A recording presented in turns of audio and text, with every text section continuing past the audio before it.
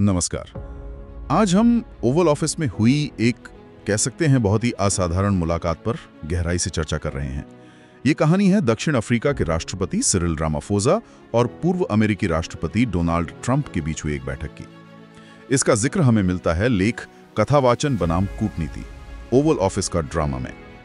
आज हम ये समझने की कोशिश करेंगे कि कैसे अंतर्राष्ट्रीय कूटनीति कभी-कभी घरेलू राजनीति और बनावटी कहानियों का मंच बन जाती है। हाँ बिल्कुल, और ये मामला तो साफ दिखाता है कि कैसे एक बैठक जिसका इरादा था व्यापार और अर्थव्यवस्था पर बात करना, वो कैसे अचानक से नस्लीय तनाव और मानवाधिकारों के आरोपों के एक नाटकीय प्रदर्शन में बदल गई, और वो भी किस आधार पर?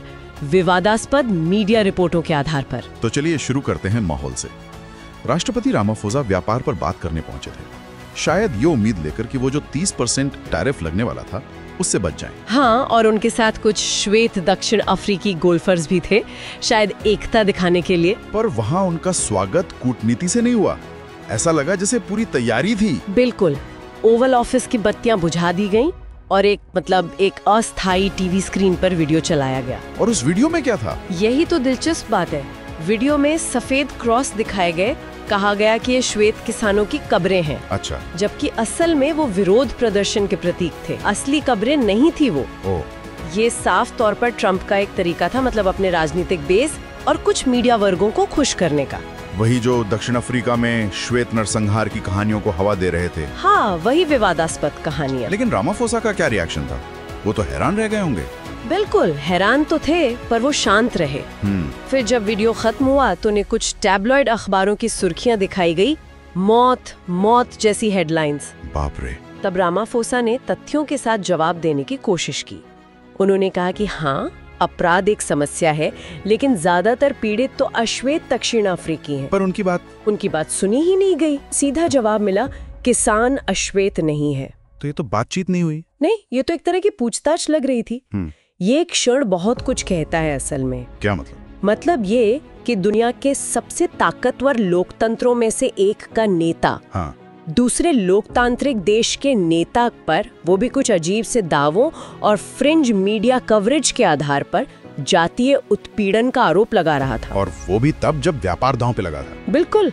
यहाँ कूटनीति तो पूरी तरह फेल हो गई, क्योंकि वो शुरू ही नहीं हुई। स्रोत भी यही कहता है कि दक्षिण अफ्रीका में चुनौतियां हैं, अपराध है, असमानता है, भूमि सुधार का मुद्दा भी है। हाँ, चुनौतियां तो हैं। लेकिन इसे श्वेत नरसंहार कहना, ये तो बहुत खतरनाक अतिशयोक्ति है। सही कहा।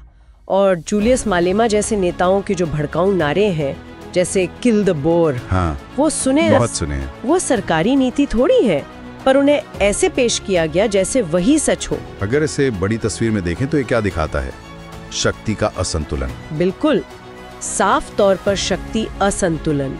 अमेरिका दक्षिण अफ्रीका का दूसरा सबसे बड़ा व्यापार भागीदार है, तो अमेरिका बहुत मजबूत स्थिति में है। और लेख के अनुसार दक्षिण अफ्रीका को एक पेनी कंट्री, यानी कम महत्व वाले देश की तरह ट्रीट किया गया, जैसे उसकी कहानी मायने ही नहीं रखती। हाँ, ट्रंप प्रशासन ने तो यहाँ तक कह दिया कि वो श्वेत दक्षिण अफ्रीकियों को शरण देने पर विचार कर सकते हैं। इससे तो ध्यान असली शरणार्थी संकटों से हट गया होगा। बिल्कुल। लेकिन इतनी सब बातों के बावजूद रामाफोसा ने संयम बनाए रखा। हाँ, उन्होंने टकराव को बढ़ाया नहीं।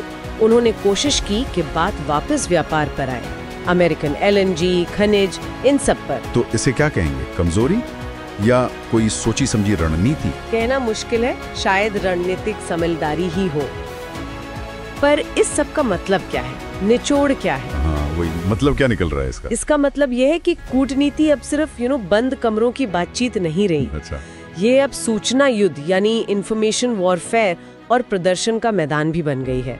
शक्तिशाली देश धारणाओं को, परसेप्शन को हथियार की तरह इस्तेमाल कर सकते हैं। ये एक तरह का, इसे स्रोत ने नव साम्राज्यवादी व्यवहार कहा है। मतलब अब सीधे कब्जा करने की जरूरत नहीं, कहानियों, नैतिक दबाव और सूचना युद्ध से ही काम चलाया जा सकता है। ये घटना साफ दिखाती है कि कैसे घरेलू राजनीति और मीडिया में चल रही कहानियां अंतर्राष्ट्रीय संबंधों को पटरी से उतार सकती हैं। खासकर तब जब शक्ति का संतुलन एक तरफा हो। हाँ बिल्कुल। और ये एक बड़ा सवाल खड़ा करता है, क्या हमारा मौजूदा अंतर्राष्ट्रीय सिस्टम ऐसे सूचना हमलों से छोटे देशों की इज्जत, उनकी प्रतिष्ठा की रक्षा कर सकता है? और यही सवाल हमें सोचने पर मजबूर करता है कि इस दुनिया में जहां कहानियां इतनी ताकतवर हो गई हैं, वहां छोटे और मध्यम शक्ति वाले देश ये कैसे सुनिश्चित करें कि उनकी जो जटिल घरेलू सच्चाइयां हैं उन्हें दुनिया के मंच पर सही तरीके से सुना और समझा जाए, ना कि सिर्फ शक्तिशाली देशों की बनाई हुई आसान और अक्सर तोड़ी मरोड़ी गई कहानियों के चश्मे से देखा जाए।